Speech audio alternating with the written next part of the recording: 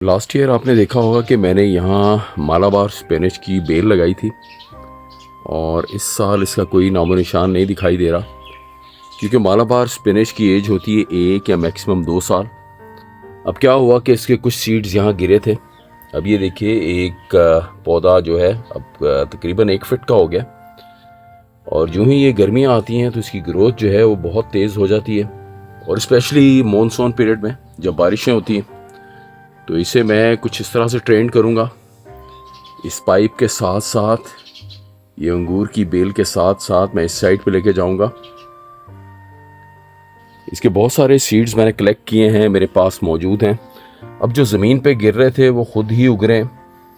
इसी तरह मैं आपको एक गमला भी दिखाता हूँ जो बाहर की तरफ है।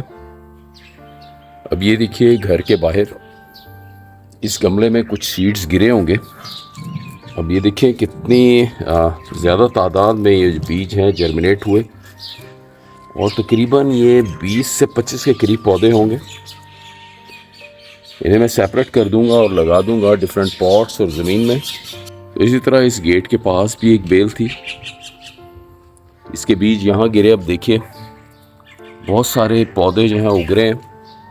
इसकी बहुत सी बेलें मैंने अपने नेबर्स में भी लगाई हैं, जैसा कि ये आपको मालूम होगा। इसके जो पत्ते हैं ये खाए जाते हैं।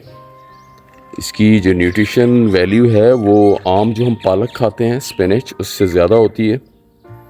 और इसका ताल्लुक मालाबार रीजन, इंडिया में एक रीजन है, एक एरिया है, उससे है, इसीलिए इसका नाम है मालाबार स्पिनच। अब देखिए इस पे ये सीड्स आपको दिखाई देंगे कुछ ऐसे, ये ड्राई हो गए और रेडी टू ग्रो हैं।